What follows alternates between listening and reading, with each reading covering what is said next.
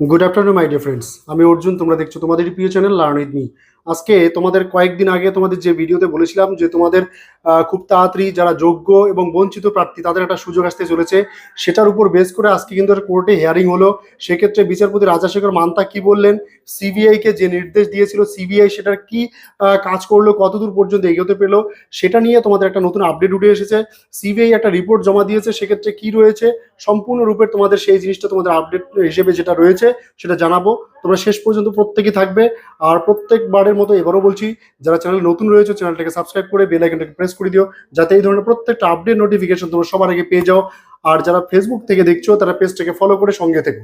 চলো আজকের যেটা মেইন আলোচনা, সেটা আমাদের তোমরা সকলেই জানো 2014 সালে যে রিক্রুটমেন্টটা হয়েছিল, প্রাইমারি যে রিক্রুটমেন্টটা হয়েছিল, সেই রিক্রুটমেন্টের উপর বেস করে 2016 সালে কিন্তু এই যে 2014 সালে টেট হয়েছিল, এটার উপর বেস করে কিন্তু 2016 সালে একটা রিক্রুটমেন্ট শুরু হয়েছিল। সেক্ষেত্রে 2016 সালে যে রিক্রুটমেন্টটা হয়েছিল, সেক্ষেত্রে সিট সংখ্যা ছিল তোমাদের 42,949টি।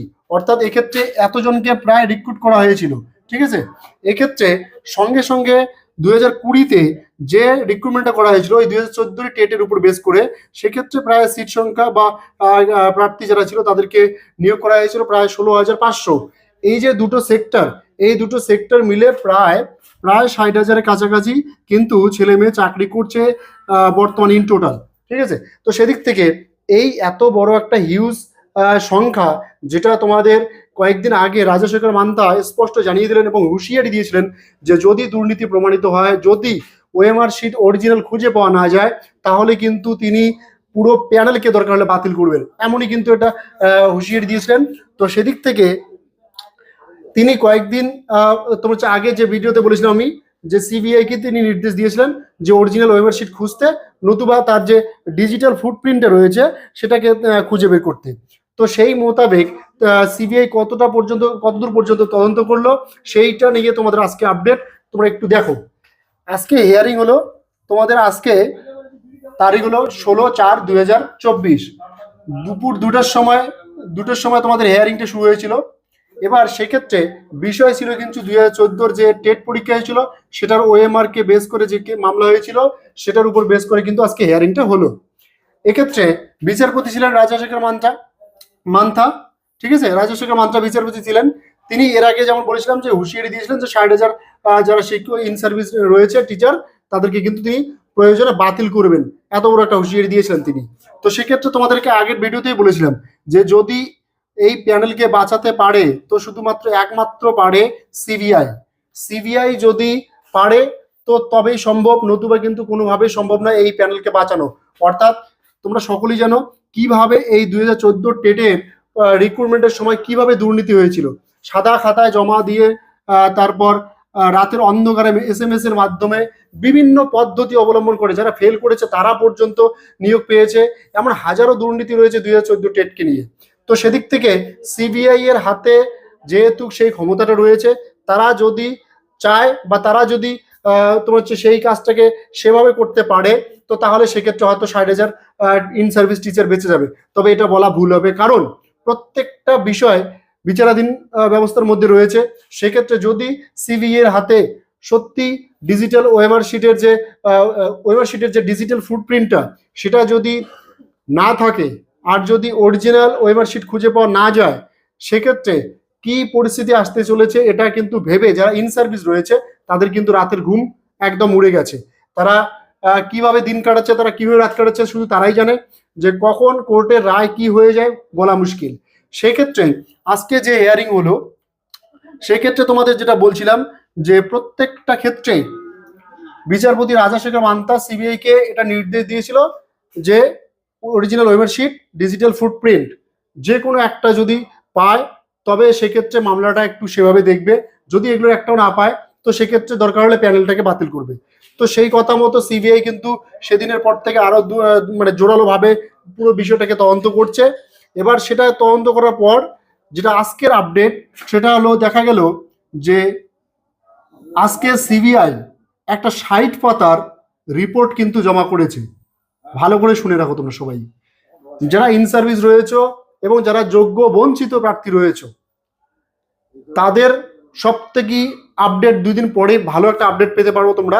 তার কারণ যে রিপোর্টটা প্রকাশ করেছে, যে রিপোর্টটা পেশ করেছে আর কি 60 পাতার, সেটার উপর বেস করে কোর্টের তরফ থেকে কি অর্ডার কপি আসে, সেই অর্ডার কপিটা আসলেই, আজকে তোমাদের হিয়ারিংটা হলো, তার কয়েকদিন পরে কিন্তু অর্ডার কপিটা পাওয়া যায়, তার আগে কিন্তু অর্ডার কপিটা পাওয়া যায় না।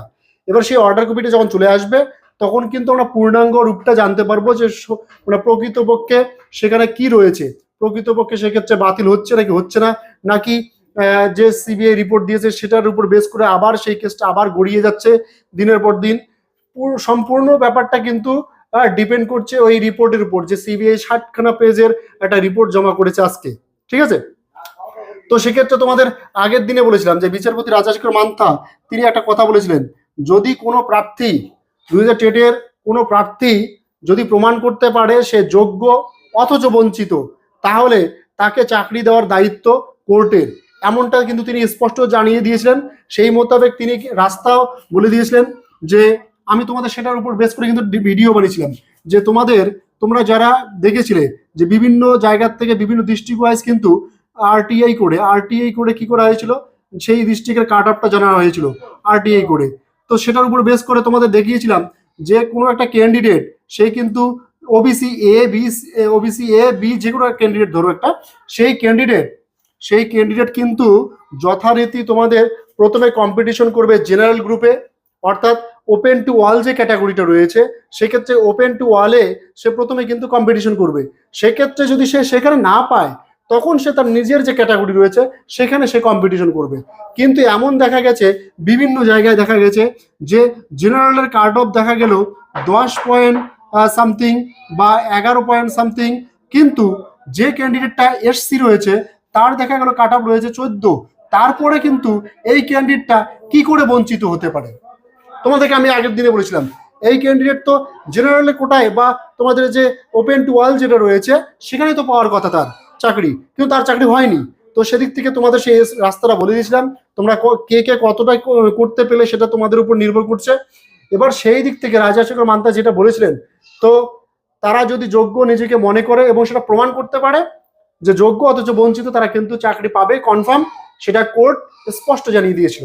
তো সেই দিক থেকে যে রিপোর্টটা প্রকাশ পেল আজকে, সিবিআই জমা করলো, যে রিপোর্টটা 60 পাতার একটা রিপোর্ট জমা করলো কোর্টে, সেক্ষেত্রে সেটার উপর বেস করে কিন্তু নির্ভর করছে ইন সার্ভিস 60,000 ইন সার্ভিস যারা রয়েছে টিচার, তাদের ভবিষ্যৎ সেই 60 পাতা রিপোর্টের উপর বেস করবে এবং কোর্টের উপর নির্ভর করবে, এবং যারা যোগ্য এবং বঞ্চিত প্রার্থী তাদের কিন্তু ভবিষ্যৎ ওই রিপোর্টের উপর, সিবিআই এর যে রিপোর্টটা রয়েছে সেটার উপর নির্ভর করছে। তো আমরা কয়েকদিন ওয়েট করব, যে রিপোর্টটা তোমাদের পেশ হলো সেটার উপর বেস করে যে কোর্টের যে অর্ডার কপি সেটা পেয়ে গেলে তোমাদের আমি জানিয়ে দেবো। তো ততক্ষণ পর্যন্ত ভালো থেকো, সুস্থ থাকো, জয় হিন্দ।